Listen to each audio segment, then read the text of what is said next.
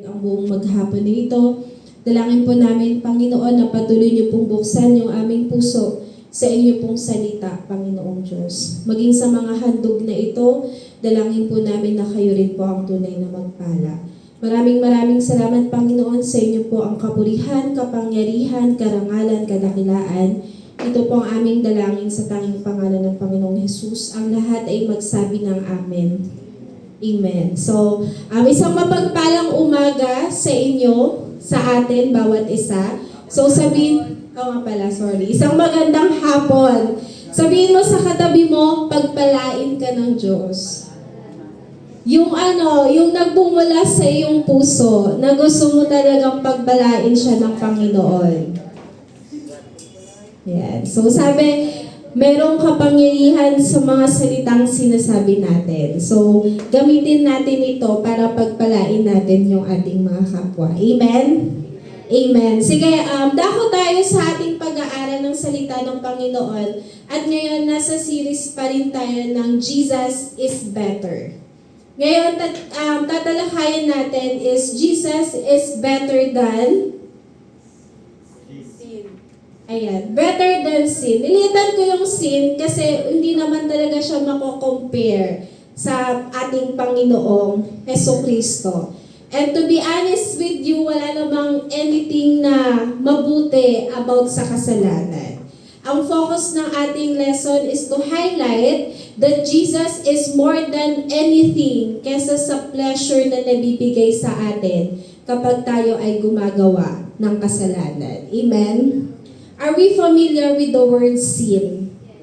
Yes. Alam naman natin yun. Hindi na natin kailangan pang i-elaborate what is sin. Pero the question is, meron ba kayong mga bagay na alam nyong mali, pero paulit-ulit nyong ginagawa? Meron ba tayong mga bagay na alam natin hindi nakalulugod sa Panginoon, but sad to say, paulit-ulit nating nako-commit. Diba? Andyan yung cheating, lying, drunkenness, may naglalasing ba dito? Gossip, unhealthy relationship, bitterness, o meron pang pornography. Diba ang ironic, alam nating mali, pero yun yung hinahanap natin. Yun yung ginagawa natin. Na-experience nyo na ba yun? Naranasan nyo na ba yun? Pero bakit nga ganun? Diba? Kahit na alam nating mali, ginagawa natin. And madalas, bilang mga Krisyanong kabataan, yun yung struggle natin. Why? Sabi nga ni Paul, ginagawa ko yung mga bagay na ayaw ko nang gawin. Hindi si Kuya Paul, si Pablo sa Bible. Sabi niya, ginagawa ko pa rin yung mga bagay na ayaw kong gawin. Diba? Why? Bakit nagagawa pa rin natin gumawa ng kasalanan? Simple lang.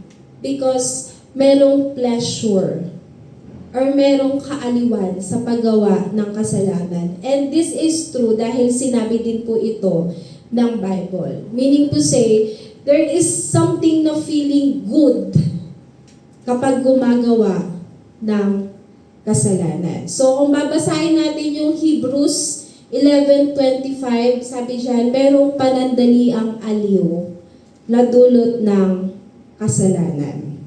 Yes, may pleasure, but sabi po dito, it's temporary. Sabihin mo nga, temporary. Ibig sabihin, panandalian lang. So, kagaya ng cotton candy, may nakakain na ba ng cotton candy dito? At first, enjoy siya kainin, 'di ba? Pero matamis siya sa umpisa, pero mabilis lang siya nawawala and makikita natin na reality na yung pagkain nun ay hindi siya ganun ka healthy kasi sobrang tamis niya. Maging sa ating mga kabataan, may mantra tayo sa buhay na enjoy muna ako habang bata pa. Tsaka ko na yan iiwasan kapag talagang matanda na ako. Pero ang tanong, worth it ba yung kapalit ng mga kasalanang ginagawa natin? Worth it ba yung mga consequence ng mga kasalanang nagagawa natin. Tanungin natin yung sarili natin. Worth it ba na ipagpatuloy ko yung bagay na ito? Our text this afternoon is makikita po sa Hebreo chapter 11 verses 24 to 25. Sige, buksan natin yung Bible natin sa Hebrews 11, 24 to 25. Sige, babasahin ko. Verse 24, dahil sa pananampalataya, tumanggi si Moses nang siya'y mayroon ng sapat na gulang na tawagin siyang anak ng prinsesang anak ng hari. Inibig pa niyang makihati sa kaapihang dinaranas ng bayan ng Diyos kaysa magtamasa ng mga panandaliang aliw na dulot ng kasalanan. And verse 26, itinuring niyang higit na mahalaga ang pagtitiis sa hirap dahil sa Mesiyas kaysa ang mga kayamanan ng Ehipto, sapagkat nakatuon ang kanyang paningin sa mga gantimpala sa hinaharap. Just to give you the context kung ano yung sinasabi ng Hebrews 11, ito po yung chapter ng Bible kung saan tinatawag na Hall of Faith.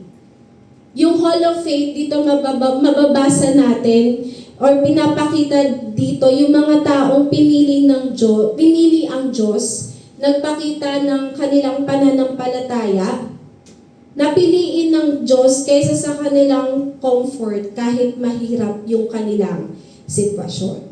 Nandyan sila, andun si Abel, andun sila Abraham. At isang character din na na-mention, walang iba, kundi sino?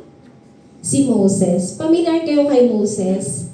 Sino si Moses? Ano yung popular na ginawa niya sa Bible? Kinain ng isda? Si Jonah yun. Humati ng dagat. Yes. Yun si Moses. Kasama siya sa Hall of Faith.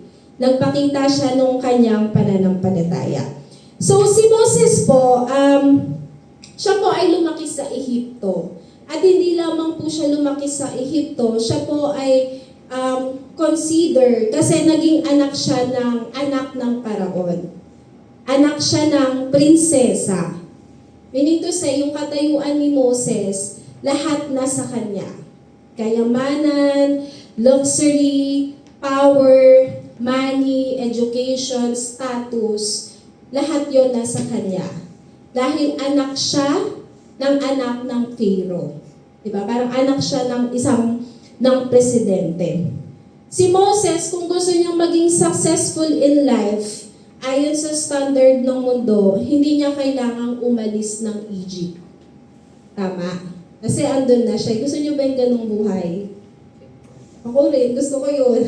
Char lang. Ayun, so ganun yung katayuan ni Moses.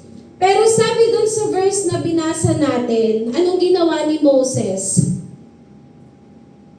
Tinanggi niya. Tinanggi niya yung status niya bilang anak ng prinsesa. Ibig sabihin, tinakwil niya, or sa madaling salita, iniwanan niya. Yung tipong sobrang may kapangyarihan ka na, mayaman ka na, lahat na sa'yo na, pero iniwan niya. Itinanggi niya yung lahat ng bagay na yon. Why do you think ginawa yun ni Moses? Sa tingin nyo, bakit? Bakit iniwan niya yung bagay na yon? Sabi po dito, because he saw something greater than his life sa Egypt. May nakita siyang mas isang dakilang bagay kesa sa buhay niya nung siya po ay nasa Egypt. Sabi po dun sa binasa natin, he saw Christ. Sabi po ng verse 26, sabi, itinuring niyang higit na mahalaga ang pagtitiis sa hirap dahil sa Mesiyas kaysa ang mga kayamanan ng Ehipto. For him, mas mainam ang magtiis para kay Kristo kaysa mamuhay ng mayaman o magkaroon ng maayos na buhay sa Ehipto. Meron akong 3 points na ibibigay sa atin pong topic. Na point number 1, sin makes big promises. O sa Tagalog, ang kasalanan ay maraming mapang-akit na pangako. Ang kasalanan ay maraming mapang-akit na pangako. Sabi dun sa banasa natin, ang kasalanan ay nagbibigay siya ng pleasure, ng aliw. At meron naman talaga. But it says, temporary lang. So, anong klaseng mga pleasure yung ginagawa ng kasalanan?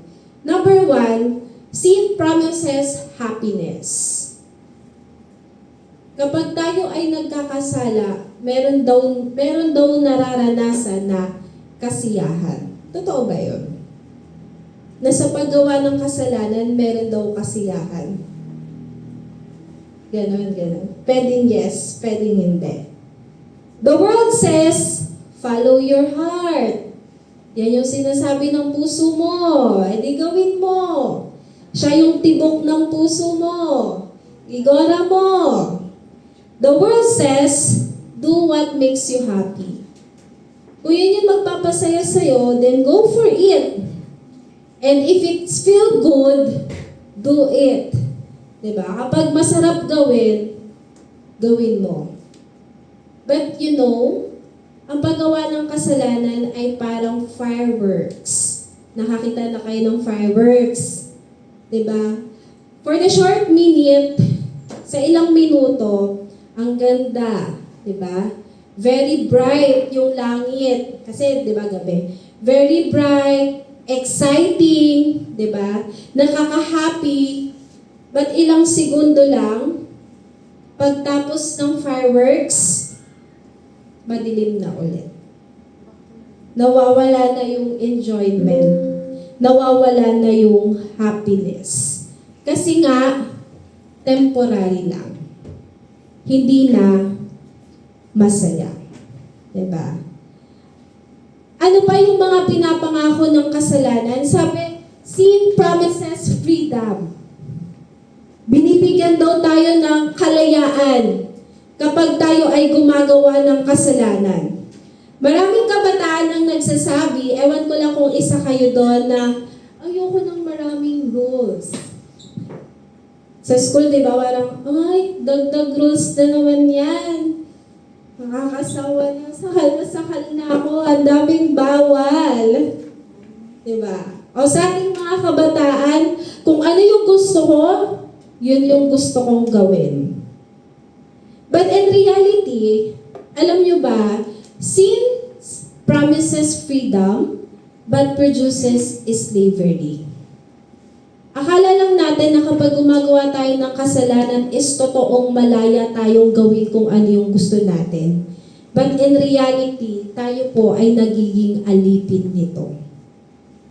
Sabi po ng Panginoong Jesus sa John 8:34, pakatandaan ninyo, ang gumagawa ng kasalanan ay, ano daw siya? Alipin ng kasalanan. Sa tuwing gumagawa tayo ng kasalanan, it's not about kung ano yung gusto ko. Pero tayo po ay nagiging alipin nito.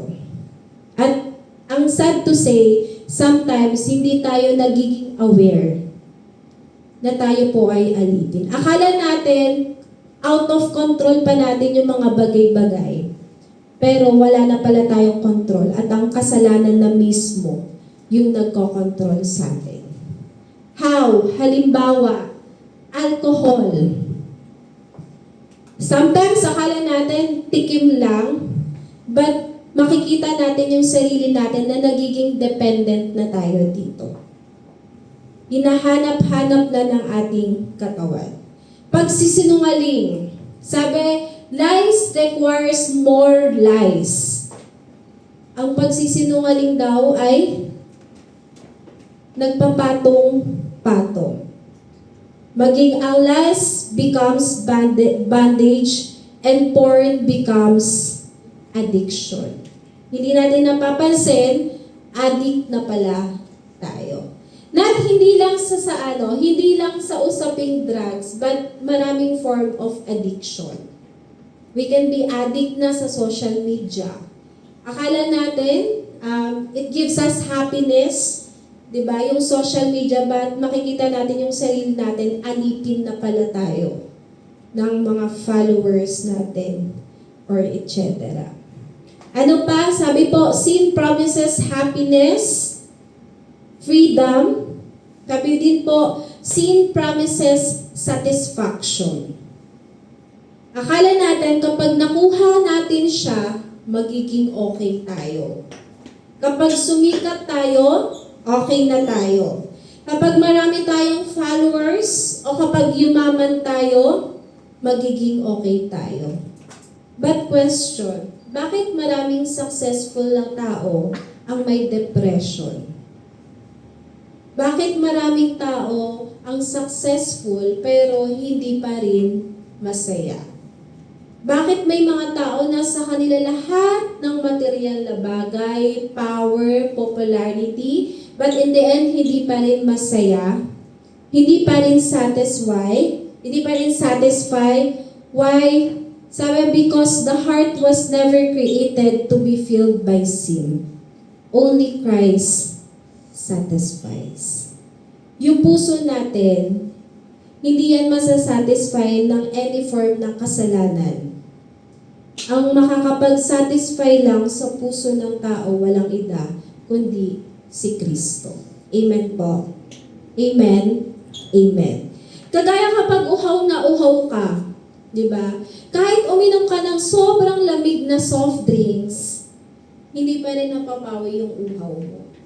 Isang bagay lang yung makakapawi ng uhaw mo. Tubig. Diba? So, ganun din. Kahit anong kasalanan yung tikman mo, para ikaw ay sumaya, masatisfy, hindi ka masasatisfy.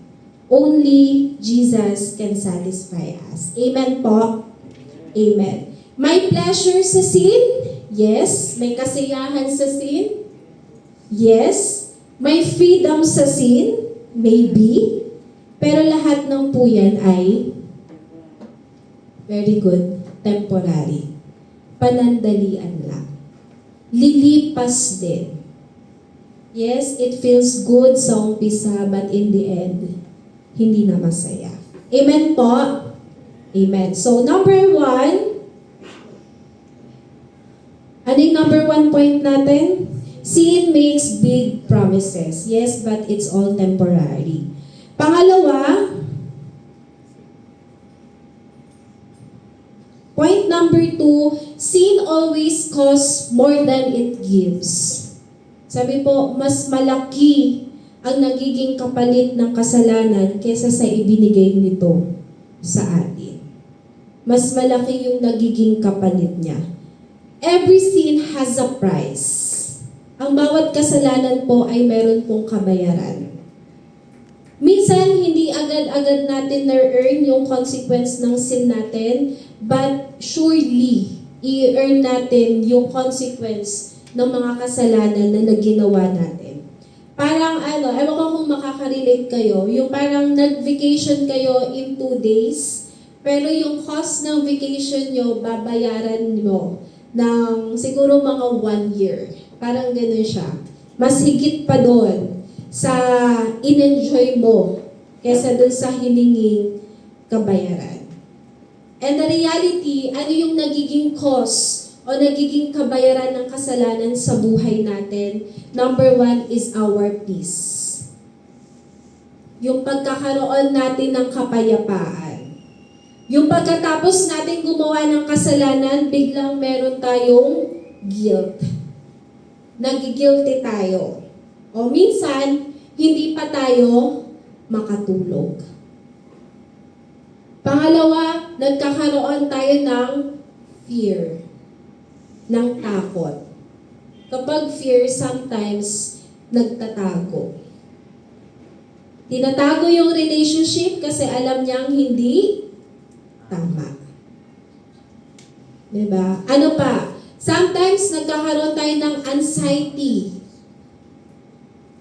O minsan yung ibang bata nakaka-experience ng depression. Isip ng isip, hindi na sila makakain, hindi makatulog. Ano pa? Shame. Kahihiyan. Sometimes hindi na tayo makatingin sa Panginoon. Or hindi na tayo nagpipray dahil sa ginagawa nating kasalanan.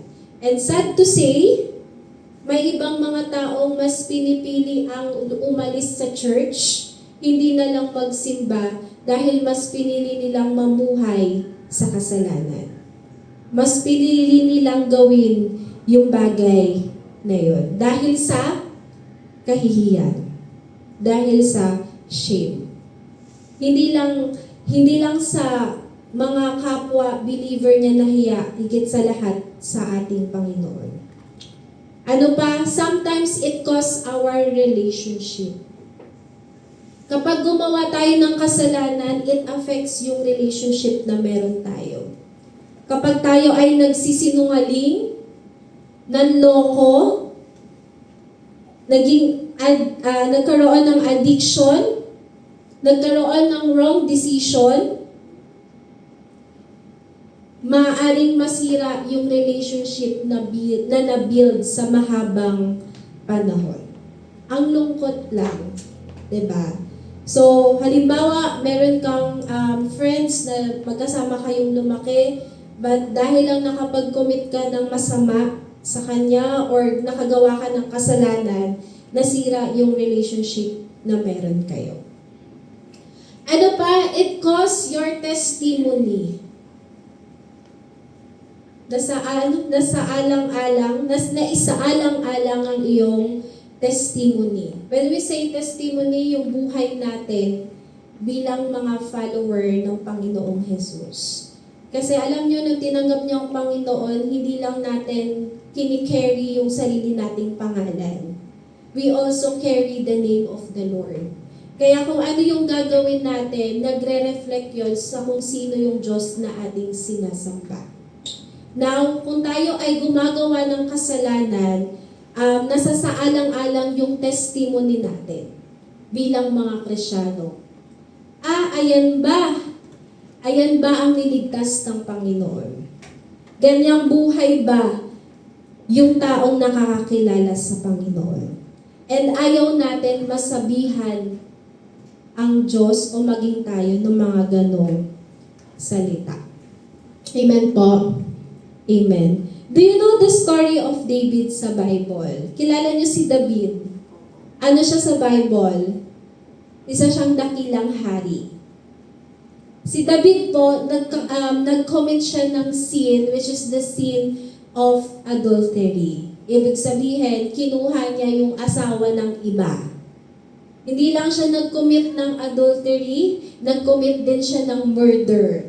Kasi yung asawa ng kinuha niya ay pinatay niya.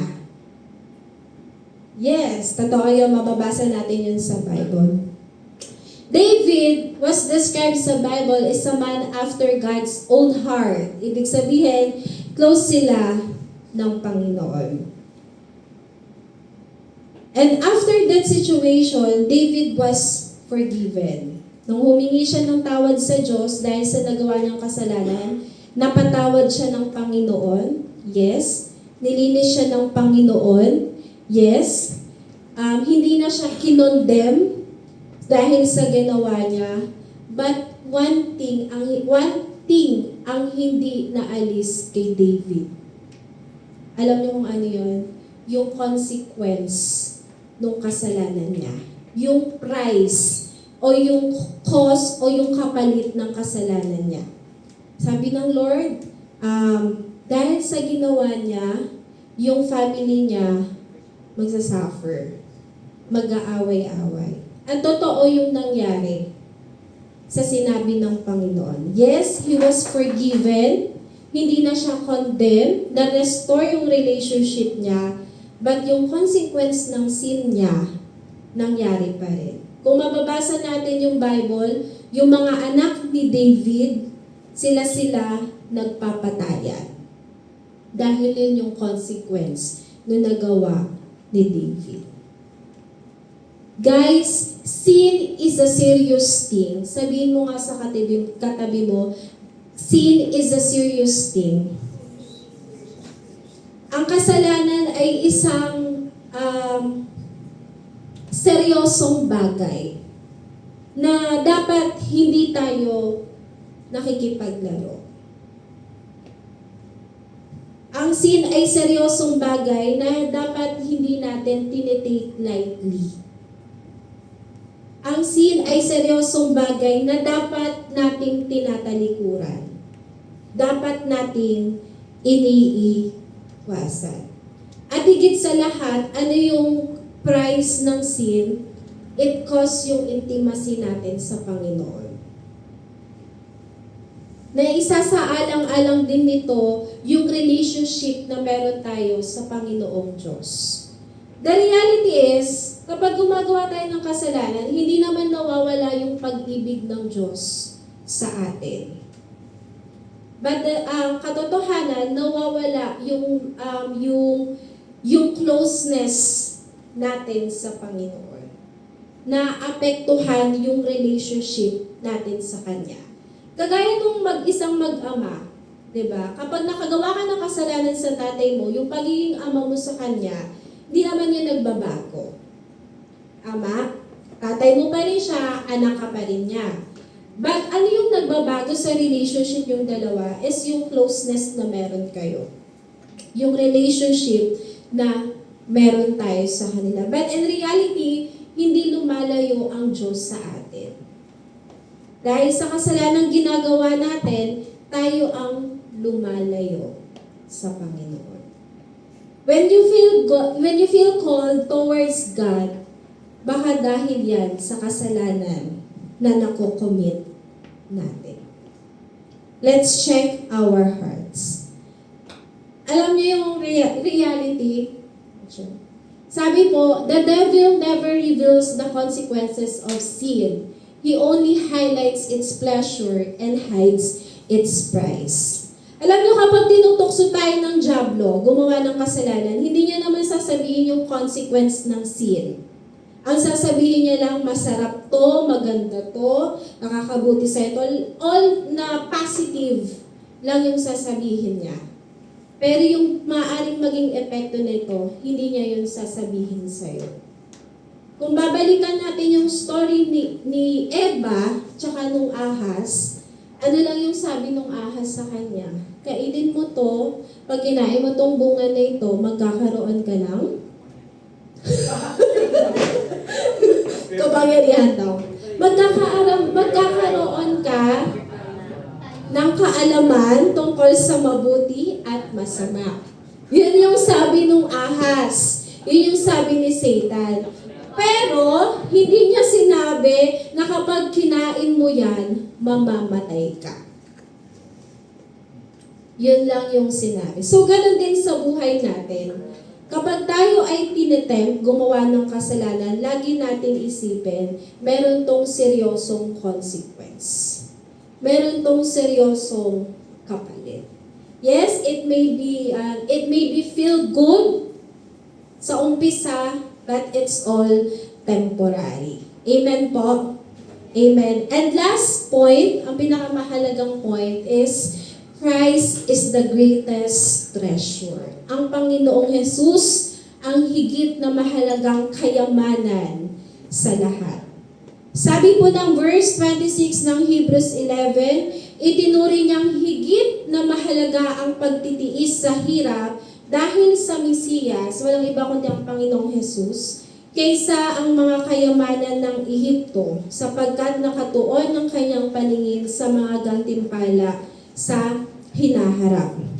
Alam niyo si Moses, hindi niya lang iniwan yung buhay niya sa Egypt nang wala lang. Si Moses, may nakita siyang mas higit na mahalaga kaysa dun sa buhay niya sa Ehipto. Na mas even better, even greater, more than beautiful than his life sa Egypt. And that is Jesus.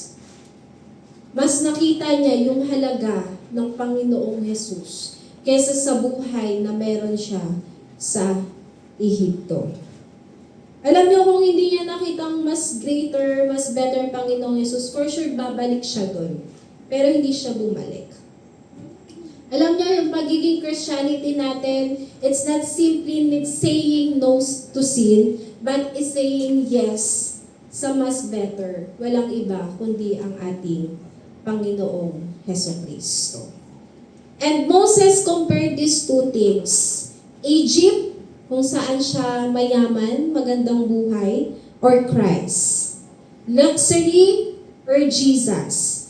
Comfort or Jesus. Temporary pleasure or eternal joy.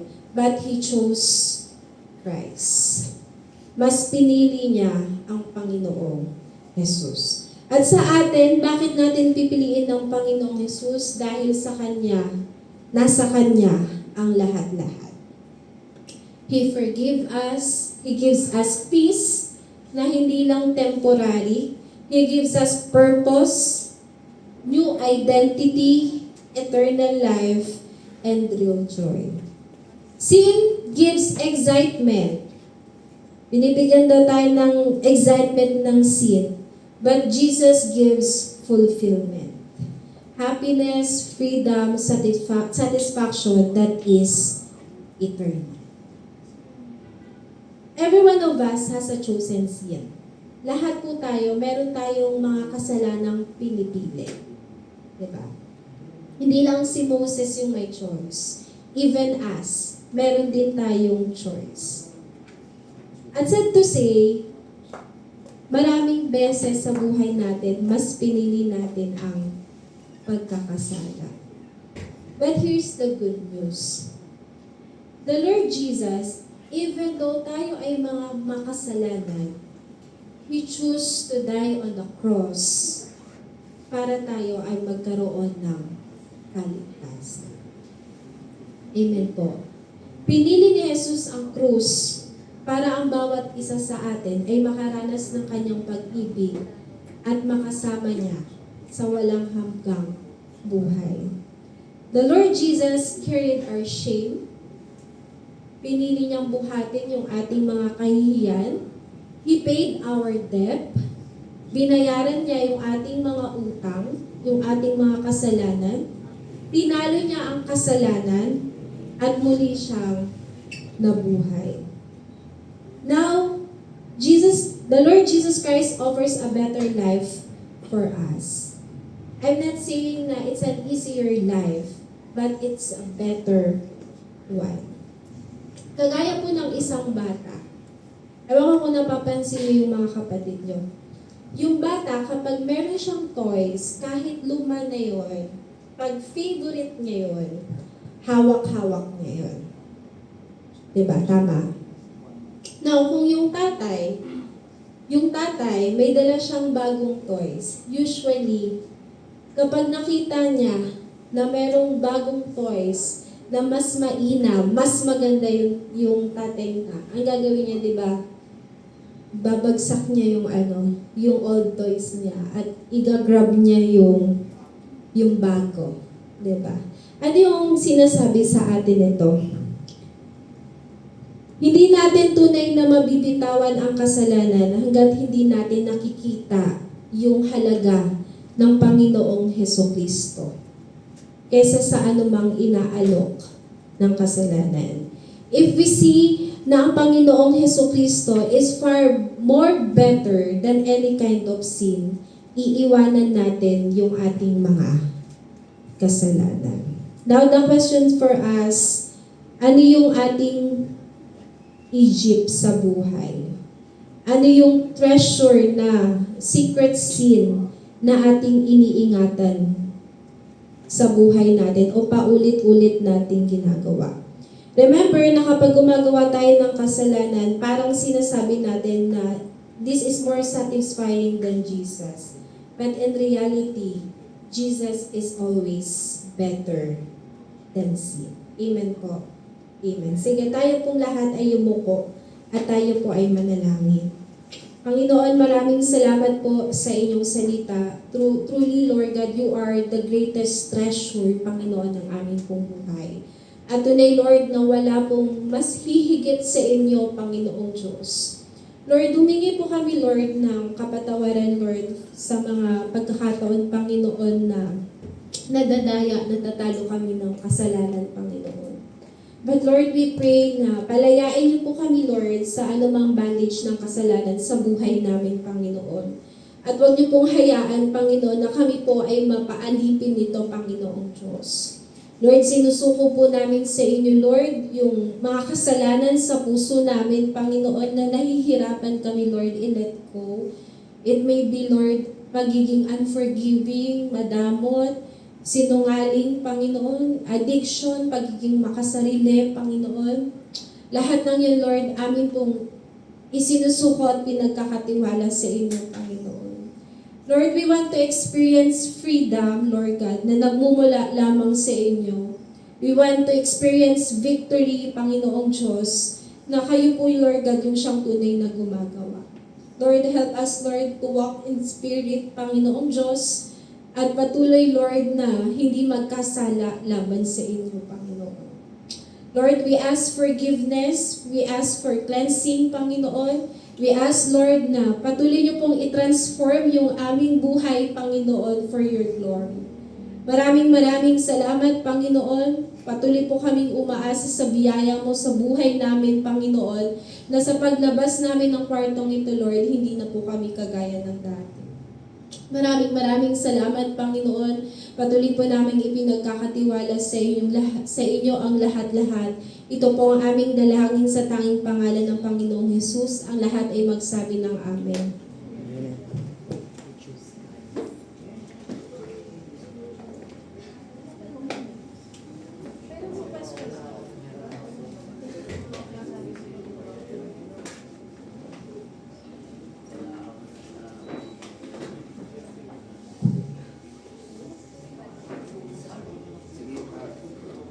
Hello. Dako tayo sa banal na hapunan. So kagaya nung itinuro sa atin kanina ng Panginoon tungkol sa kanyang salita, yung title natin o yung topic natin na Jesus is better than sin, hindi po yun para pagkumparahin ang kasalanan at si Jesus. Dahil malayo ang pagkakaiba po nun. No? Ang kasalanan po kasi ang dahilan kung bakit namamatay ang tao. Ang kasalanan dahilan bakit ganito yung kalamidad natin, bakit ang pangit ng mundo natin. Ang kasalanan ng dahilan bakit tayo nahiwalay sa Panginoon. At kasalanan din po ang dahilan kung paano, bakit namatay ang Panginoong Hesus. Kapag tayo dumadako sa banal na hapunan, inaalala natin yung sakripisyo sa atin ng Panginoon. Inaalala natin kung gaano kalaki yung kanyang pag-ibig at higit sa lahat, inaalala din natin kung gaano kabigat yung kabayaran sa kasalanan nating mga tao. So kailangan merong isang taong mabuhay ng malinis, matuwid, banal sa harap ng Panginoon na hindi nagkasala para siya ang magsilbing cover natin sa ating mga pagkakamali. At salamat sa Panginoon dahil dumating ang ating Panginoong Hesus para tayo iligtas sa ating mga kasalanan. Pero sa ating pagdako ngayon sa banal na hapunan, sabi ng unang Korinto 11 verse 28. Kaya't dapat siyasatin ng tao ang kanyang sarili bago siya kumain ng tinapay at uminom ng kopa. Since naalala natin ang Panginoong Hesus ay namatay sa atin, sa ating mga kasalanan, mararapat lamang po na sa pag-take natin ng tinapay at ng juice bilang pag-alala sa Panginoon, siyasatin natin yung ating mga buhay. Meron ba tayong mga kasalanang hindi pa naisusuko sa Panginoon? Meron ba tayong galit? Meron ba tayong hindi pagpapatawad? Meron ba tayong kasalanan na ginugusto pa rin natin at hindi pa rin natin maisuko sa Panginoon? Siyasatin natin yung ating mga puso. Tayo lahat ay tumayo. At tayo mismo yung lumapit sa Panginoon sa panalangin. Tayo mismo yung humarap at lumapit sa Panginoon. Aminin natin sa Kanya yung ating mga kasalanan. Aminin natin sa Kanya yung mga karumihan. Sapagkat ang Diyos natin, siya ang Diyos na nakakaalam sa atin. Walang lihim sa Kanya. Meron tayong ilang minuto para humingi tayo ng tawad sa ating Panginoon. pagsisihan at talikuran ng ating mga kasalanan.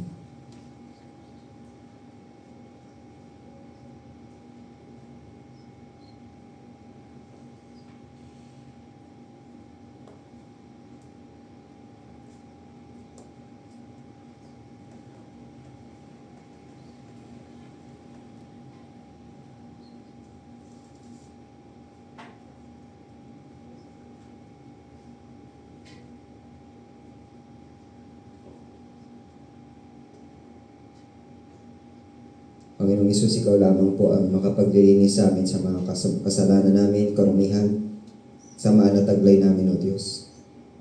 Dinidesire namin na magkaroon kami ng bagong puso na tunay na sumusunod sa iyo, namumuhay sa kabanalan, namumuhay na ikaw po ang nalulugod. Kaya dalangin po namin na ikaw po ang siya maghari sa aming mga buhay. Sinusuko po namin sa inyo ang mga kahinaang ito, mga kasamaan at kasalanan ito sa aming mga katawan, sa aming mga isipan, sa aming mga buhay. At hiningi namin, Panginoon, na tulungan niyo po kami mamuhay ayon sa iyong kalooban. Maraming salamat po. Pagpalain niyo po ang mga elementong ito, itong tinapay at saro na aming inumin at kakainin. Dalangin po namin sa pag-take po namin itong mga elementong ito ay magsilbing pagpupuri namin at pagpupugay sa iyo dakilang pagliligtas sa amin. Maraming salamat po sa tanging pangalan ni Jesus. Amen. So yun.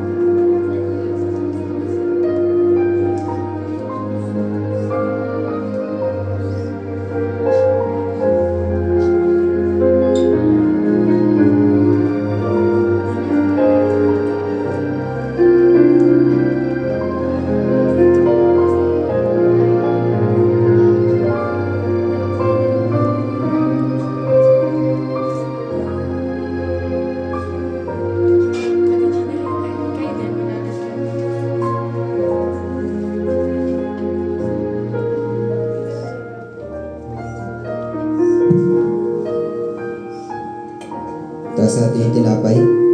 Sapagkat ito ang turo na tinanggap ko mula sa Panginoon at ibinigay ko naman sa inyo. Noong gabi siya pinagkanulo ang Panginoong Isus ay dumambot ng tinapay, nagpasalamat at pinagpirap-pira sa iyo. At sinabi, ito ang aking katawan na inihahandog para sa inyo. Gawin ninyo bilang pag-alala sa amin. Sabay-sabay natin gawin ng tinapay.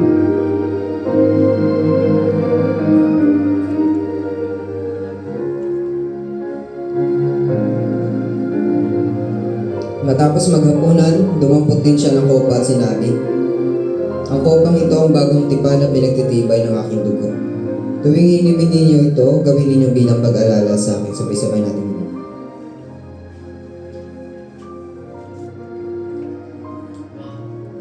Sapagkat tuwing kakain kayo ng tinapay na ito at iinom sa kopang ito, pinapayag ninyo ang kamatayan ng Panginoon hanggang sa kanyang muling pagparito. Tayong lahat ay manalangin. Panginoon, salamat po sa iyong biyaya ng kaligtasan sa bawat isa sa amin. Salamat po sa iyong katawan na nabayubay sa krus ng Kalbaryo para sa aming mga kasalanan. Salamat sa iyong dugo na tumigis, Panginoon, para kami linisin at gawing karapat-dapat sa iyong harapan. Aming mga buhay ay tunay na wala may pagmamalaki sa harap mo, Panginoon. Lahat ng meron kami ngayon, lahat ng ina-enjoy namin ngayon ay nagmumula lamang sa iyo. Kaya Panginoon, sa pagtatapos po ng gawain ito, sa aming pag-iwalay, dalangin ko po na patuloy pong maitaas ang pangalan mo, Panginoong Isus, sa buhay ng mga kabataang ito. Sa kanilang eskwela, sa kanilang kaibigan, saan man sila naroon, maging silbing liwanag at asin sila, Panginoon, ng sanlibutan ito. Gamitin niyo pong bawat isa, Panginoon, para lamang po sa iyong kapurihan, para lamang po sa iyong kalooban. Sa inyo po sila ay pinagkakatiwala. Maraming salamat po. Pagpalain niyo po kami sa aming pag-iwalay. Ang kapurihan at pagsambay sa iyo namin. Pinupuri ka namin, sinasamba sa tanging pangalan ni Jesus.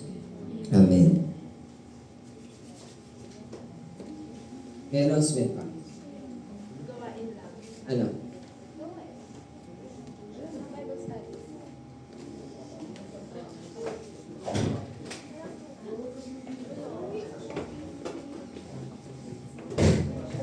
Ayan, sige, makakaupo muna tayo. So, because this is the first Sunday of the month, wala muna tayong